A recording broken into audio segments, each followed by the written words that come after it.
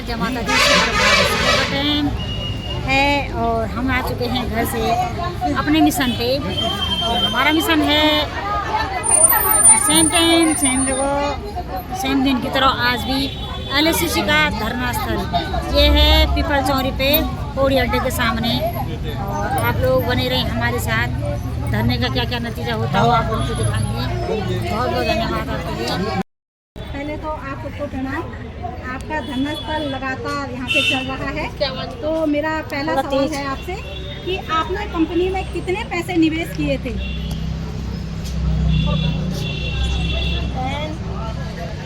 मैं यहाँ पे गरीब पीड़ितों की आवाज़ उठाने के लिए आई हुई हूँ। मेरा नाम सरस्वती देवी है और मैं बिल्कुल झूठ नहीं बोलूँगी। मेरे इसमें लगभग 1,95,000 रुपये मेरे भी फंसे हुए हैं। हाँ जी। और मतलब आप मेंबर हो? मैं भी ग्राहक हूँ। मैं ग्राहक निवेशक हूँ ना। हाँ जी। मैं निवेशक हूँ। और देखो ये इसमें भारत सरकार के गृह मंत्रालय सहकारिता मंत्रालय द्वारा ये सहकारिता मंत्री जो पता नहीं होता कंपनी से ना, तो बिना सहकारिता मंत्री द्वारा नहीं खुल होती हो। इसमें शासन प्रशासन के परमिशन के बिना नहीं खुलता है ना। तो ये पिछले 16 सालों से बोला देश में और 8-9 सालों से हमारे राज्य में काम कर रहा है। तो हमारे राज्य में इसका कम से कम बोला 35 ब्रांचें हैं और 35 ब्रांचों में समथिंग 25,000 CP और 25 लाख निवेशक हैं। और प्रत्येक निवेशक का कम किसी के 5 लाख किसी के 10 लाख। इवन यहाँ पे जो हमारे रिटायर फौजी हैं उन्होंने अपनी पूरे जमा पूंजी इसमें लगा दी। जो अदर जगह से भी रिटायर हुए हमारे भाई उन्होंने भी अपनी जमा पूंजी लगा दी। जो ऑन ड्यूटी पे हमारे फौजी जवान उनके फैमिली वालों ने, हमारे होटलर भाई ने, अलग अलग विभागों के लोगों ने और हमारे व्यापार संघ के लोगों ने, जो गाँव से हमारी माता बहनें जो दूध बेच करके खेती बाड़ी करके दिहाड़ी मजदूरी करके उसने भी पूरे जमा पूंजी इसमें लगा दी है। जो शहरी क्षेत्र में हमारी माँ बहन बेटे हैं झाड़ू पोछा करके एक एक पाई जमा करके इस कंपनी में निवेश किया। यहाँ तक मैं कल तहसील नगर तहसील का घेराव करने गई हुई थी, तो वहाँ पे बागवान के और मिले था कि लोग आ रहे थे, तो वो कह रहे थे कि जो हमारे रेलवे में खेत गए बोला उसके पैसे भी हमने इसमें लगा दिए। तो इस कंपनी ने आने मतलब पुरखों की भी जमीनें हड़प दी और आने वाले 3-4 पीढ़ी तक हमको सुहाग कर दिया है ना। तो हमारी शासन प्रशासन से मांग है और मेन अपनी राज्य सरकार और केंद्र सरकार से मांग है कि इस जो ये ठग हमारे पैसों को ले गया, तो सभी पीड़ितों को 2019 के बर्ड्स एक्ट के तहत उनका तिगुना पैसा वापस दिया जाए और जनता का शोषण के लिए माफी मांगा जाए कि आपने जनता को ठगने के लिए इस प्रकार के ठगों को घर घर में घुसा करके परमिशन और लाइसेंस कैसे दे दिया। यदि दिया तो उसकी मॉनिटरिंग क्यों नहीं की। या तो आप इसमें मिले हुए हो या फिर यह ठग आपसे ताकतवर है तो आप इसको पकड़ नहीं पा रहे हो। ये मांग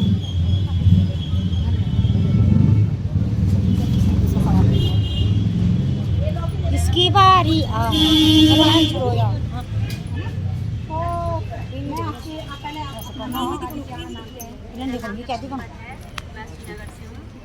भी इसमें जुड़े हो? आप CP हो?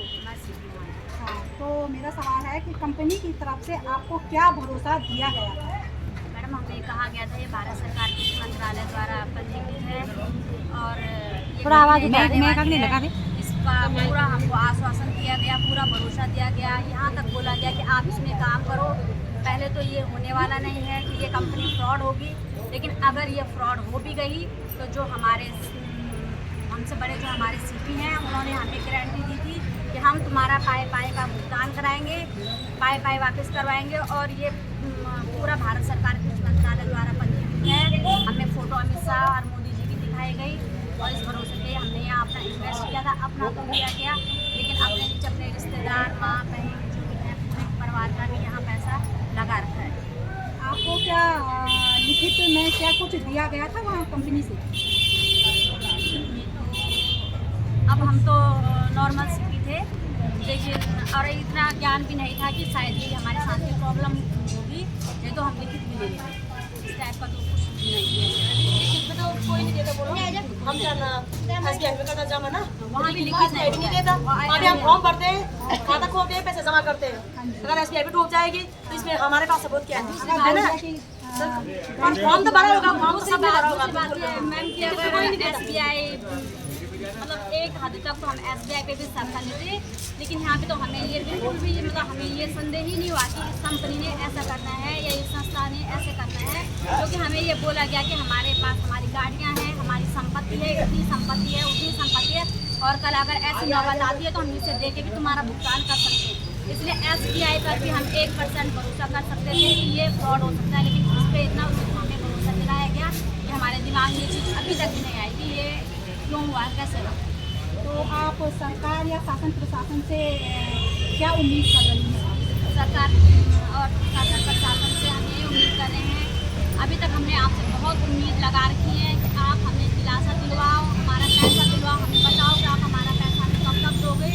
आज हमें 15 दिन यहाँ धरना स्थल पर बैठे हुए हो गया है, हम इतने परेशान हैं घर से, अपने परिवार से, अपने कामों से, कि हम सब कुछ छोड़ के यहाँ पे आज 15 दिन हो गए हैं। आप लोग समझ सकते हो, सुबह 11 बजे से और दिन के 2 बजे तक जो काम का टाइम होता है वो टाइम हम यहाँ पे बैठे हुए हैं, तो हम किस तरह से अपना मैनेज कर रहे होंगे, किस तरह से अपने घर परिवार को चला रहे होंगे। तो सरकार से हाथ जोड़कर आज 15वें दिन भी, पहले दिन से और 15वां दिन है, हाथ जोड़कर अपील कर रहे हैं कि आप हमारी बात सुनो, अब हमें मजबूर मत करो। तो आपने देखा होगा आज कल की घटना है, जिस महिला ने बीजेपी प्रशासन के आगे अपने पे वो दाह संस्कार का ऊपर दे, उसने दाह का वो कर दिया। कल ऐसा ना हम जितनी माँ बहनें यहाँ पे बैठी हुई हैं, एक का ये हाथ होने वाला है, और अभी सरकार से जाए कि उसे क्या करना है क्या नहीं करना है। हम चाहते हैं आप हमें अभी हमें हमारा फैसला सुना दें कि आप हमारे पास क्या कर रहे हैं। ठीक, चलो चमिल बोलिए, चलो ठीक, और नहीं चाहिए आपसे पूछना चाहूँगी, पहले तो आप अपना शुभ नाम बताइए। नमस्कार, मेरा नाम जसवीदा पटवाल, मैं सही चौरास से हूँ, और मैं इस कंपनी में 2021 में ये एडमिनिस्ट्रेशन कंपनी रतौनी अर्बन मल्टीप्लेक्स सोसाइटी है, जिसमें हमें जो हमारे डीलर हैं बड़े, उनके द्वारा जोड़ा गया था, और हमें इसमें बताया गया था कि ये कृषि मंत्रालय से स्वीकृत है और सहकारी मंत्रालय से रजिस्टर्ड है। तो इस वजह से हमने वहाँ पर अमित शाह और मोदी जी की फ़ोटो देखी, और मैं भी इस कारण इसमें जुड़ी, नहीं तो मैं आज तक मैं कभी ऐसी कंपनी में जुड़ी नहीं हूँ, लेकिन मुझे भरोसा दिलाया गया एजेंटों द्वारा, मुझे विश्वास दिलाया गया, और मैं इसी का ठगी का शिकार हुई, और पत्रकार बहन का भी चेहरा है ना, जो ये पत्रकार नहीं है। और मैं इसको वापस लेने के लिए शासन प्रशासन से यही निवेदन करती हूँ कि हम सभी लोगों का जितनी भी हम मातृशक्ति इसमें फंसी हुई है, कि हमारा पैसा वापस किया जाए, नहीं तो हम लोग आत्महत्या करने के लिए तैयार हैं। और सभी माताएं बहनें बहुत परेशान हैं, हम लोगों का घर से बाहर निकलना मुश्किल हो रहा है, जहाँ पर हम लोगों की इज्जत होती थी, आज हम लोग बेइज्जत हो रहे हैं। लोगों के बार बार फोन आ रहे हैं और कह रहे हैं हमारा पैसा दो, हमारा पैसा, लेकिन हम इतना पैसा कहाँ से लाएंगे? 2 रुपये कमाने के लिए तो हम यहाँ पर जुड़े थे, हमसे ये बोला गया था कि आप लोग यहाँ पर जुड़ो, और हमने भी ये सोचकर जुड़े थे कि चलो हमारी भी तो हम थोड़े अपने मतलब घर वालों की उससे या अपने पति की थोड़ा हेल्प कर पाएंगे, अब थोड़ा अच्छा से खा पाएंगे, अच्छा से पहन पाएंगे, लेकिन ऐसा नहीं हुआ, और हमारे साथ बहुत बड़ा धोखा हुआ इस कंपनी में, और हमें तो पता ही नहीं था कि मतलब यहाँ इस प्रकार से हमें गुमराह किया जाएगा।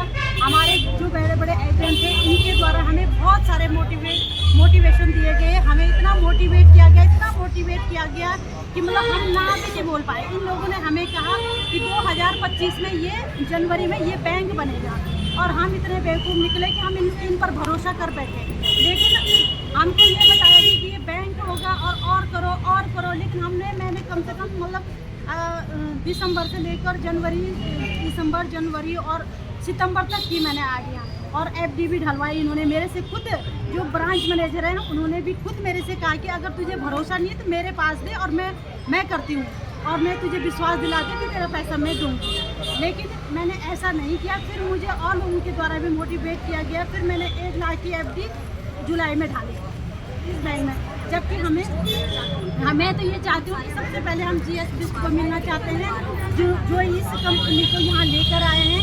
कम से कम उन्होंने यहाँ पे उत्तराखंड में 35 ब्रांचें खोल रखी हैं उसमें, और इतने करोड़ों लोगों को ठगा है इस कंपनी ने, और GS हमें बताएंगे कि मतलब हमारा पैसा कहाँ है, और आपने हमारा पैसा कहाँ दिया, और हम उन्हीं से ये पूछताछ करेंगे। लेकिन शासन प्रशासन सारा मर चुका है। जो आज की ये शासन प्रशासन है, अगर शासन प्रशासन जिंदा होता तो यहाँ पर 15 दिन से मातृ शक्ति यहाँ पर लड़ रही है, लेकिन आज तक यहाँ पर कोई सुध लेने के लिए नहीं आया। कहाँ है हमारा शासन? कहाँ है हमारा शासन प्रशासन? कहाँ है जो आज तक यहाँ पर कोई पूछने के लिए आए कि आप क्यों मतलब यहाँ पर हो? आप परसों भी पुलिस थाने में गए थे, क्या कोई वहाँ पर आया? शासन प्रशासन का एक भी व्यक्ति वहाँ पर नहीं पहुँचा। मैं ये चाहती हूँ कि अगर शासन प्रशासन चाहता है कि मेरा नाम रहे तो वो हमारी मदद करे और हमारा पैसा वापस दिलाए।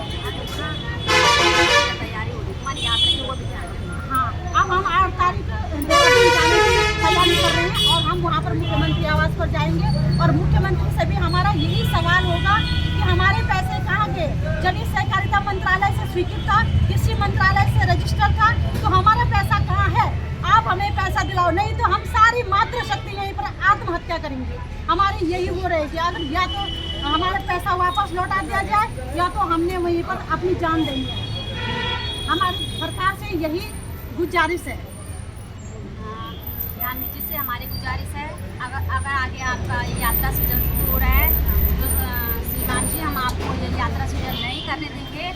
हम यहाँ जो मेन चौराहा होंगे या हाईवे होंगे, हम लोग वहाँ पर अपना चाहे हमें अपना आपदा ही करना पड़े, कुछ करना पड़े, लेकिन जिस तरह से आपने हमारा पैसा इन्वेस्ट किया है, हमारे पैसे के लिए चुप बैठे हो, तो इस समय का यात्रा सीजन में हम आपको दिखाएंगे कि यात्रा सीजन कैसी होती है और कैसा जब अपने जेब का पैसा जाता है, अपने आप लोग भी ठगी हो जाएंगे। आप लोगों ने तो हमारे द्वारा ठगी होना है, तो ये समझ लो आप आगे अपनी यात्रा सीजन का आपके आगे जो भी प्रोग्राम है उनका आप अपना वो कर लो कि आपने क्या करना है, कैसे करना है, और हम अपना ये उनको देख लेते हैं। बोला ना आप भी इसमें जुड़े हुए हो? हाँ जी, मैं इसमें। तो मेरा सवाल है कि यहाँ कितनी महिलाएं धरने में शामिल हैं और आप क्या सब एक साथ मिलकर कोई योजना बना रही हैं? यहाँ जो है पैसा जो है 40-50 महिला यहाँ की है। कई महिलाएं नहीं आ पाई क्योंकि मैंने घर में कई काम होते हैं, इसलिए नहीं आती, लेकिन मैं रिक्वेस्ट करती हूँ इन एजेंटों से आपको भी यहाँ साथ में रहना पड़ेगा। आप क्या मिलकर कोई योजना बना रही हो? हाँ, अगर हम यहाँ पे धरना इसलिए कर रहे हैं क्योंकि हमारे जो है यहाँ जमा पूंजी है वो जल्द से जल्द वापस दिया जाए, नहीं तो हम सरकार से ये गुजारिश करते हैं अगर हमारा पैसा वापस नहीं आए तो हम यहाँ पे आत्महत्या करेंगे। तो आपने जो इस मामले में पुलिस का कोर्ट में शिकायत दर्ज की है उसमें क्या कोई नतीजा निकला? नहीं, अभी तक कोई नतीजा नहीं मिला। कोई आश्वासन नहीं दिया गया और हमारी योजना है हमको 5 तारीख को महापंचायत दिखाने वाले हैं, 6 तारीख को घोषणा करेंगे यहाँ पे अप्रैल को, और 8 अप्रैल को हम सभी महिलाएं सीएम आवास पहुँच करेंगे और सीएम साहब से उनकी जिम्मेदारी पूछेंगे। यदि ये कंपनी फ्रॉड थी तो यहाँ घुसने कैसे दिया गया? यदि फ्रॉड नहीं थी तो ये ठक्कर कैसे ले गया? आप इसे फ्रॉड कैसे कह रहे हो? तो बिना आपकी मिली भगत की ये पहुँच कैसी गई? मतलब किधर भी कन गया तो अभी मिली भगत है, अब वैसे तो मिली भगत नहीं लगे। ये सीन दोनों तरह में सरकारी जिम्मेदार है, अगर यहाँ आई तो भी सरकार जिम्मेदार, यदि बाहर गई तो भी सरकार जिम्मेदार, कोई फला नहीं जा सकता। ये मांग नहीं, ये उनकी नैतिक जिम्मेदारी है। ये तो शर्म की बात है कि पीड़ित लोग सड़क पर चल बैठे और जो अपराधी तो गुलाम जन घूमना और जो वो जिम्मेदार खामोश चल बैठे जो जवान नहीं तो अंधा हो गया, बहरा हो गया, गूंगा हो गया, लूला हो गया, लगड़ा हो गया, क्या हो गया? तुम अगर ये हो गया तो छोड़ा उनको दे। अगर तुम्हारी बस की बात जनता को न्याय देना नहीं है, जनता की समस्या का समाधान करना नहीं है तो अभिनम उन कुर्सियों को छोड़ो। यदि है तो तुरंत लोगों का न केवल पैसा वापस करो, लोगों को माफी भी मांगो। देखो आजकल लोगों का चलना देखो शर्म की बात है। हम होली में भी सड़कों में थे, दिवाली में भी सड़कों में थे, वक्त में भी यो जन्म हमारी यो शिवरात्रि है, वक्त में भी हम सड़कों पर आज लोग आज सड़कों में तुम्हारे माँ बहन बैठी, शर्म नहीं हो प्रधानमंत्री यो मुख्यमंत्री थे, क्या कपड़े थे हमारी पद पदों पर, है ना? तो ये लोग ना तो गलत नहीं पाले, ना तो ये सोचे कि हम खामोश रहेंगे जनता बैठ जाएगी। सबकी जिम्मेदारी तय की जाएगी। यदि कंपनी अंदर आई तो भी तुम्हारी मैं फ्रॉड सब नहीं दूंगी क्या किसी कुछ नहीं होना है ना। अगर फ्रॉड नहीं छो तो बताओ कि भैया दूंगे ऊपर गरीब मार से और ब्याज तो उसमें देना पड़ेगा। नहीं तो मैं कह रही हूँ ये तीनों झांसी का कपड़ बांधते हैं ना, हम तीनों झांसी का वो आपने देखा होगा कि थाने में सबके कपड़ बांध रखा सर पे, हम सर पे कपड़ बांध करके एक एक मंत्री की टांग पकड़ कर ले जाएंगे हम लोग, अब उनकी जिम्मेदारी तय कराएंगे। होश में आओ, होश में आओ, होश में तुमको आना होगा, वापस जाना होगा, होश में तुमको आना होगा, वापस जाना होगा, माँ बहन बेटों का अपमान नहीं सहेंगे, नहीं सहेंगे, नहीं सहेंगे, धामी तेरी तानाशाही, नहीं सहेंगे, नहीं सहेंगे, धामी तेरी लापरवाही, नहीं सहेंगे, नहीं सहेंगे, धामी तेरी बहनाबाजी, नहीं सहेंगे, नहीं सहेंगे। चूचू देखो, चूचू कैसे सो रखी है। ये हमारी चूचू सोती हुई, प्यार से देखो तुम।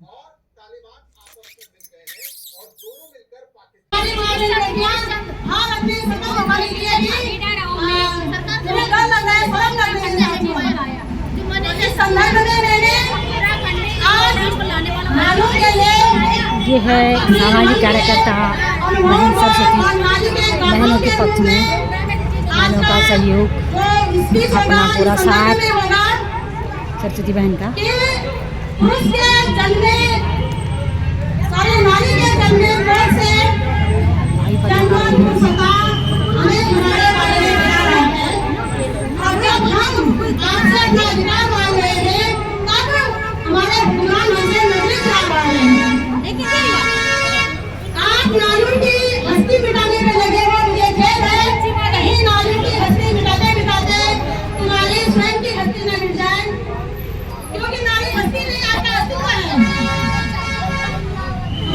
आज हमारे